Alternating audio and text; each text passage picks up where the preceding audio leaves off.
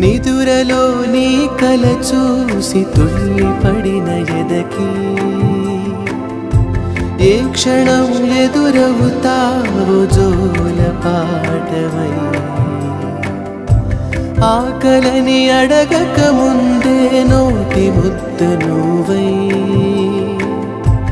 ఏ కథలు వినిపిస్తావో జాబిలమ్మ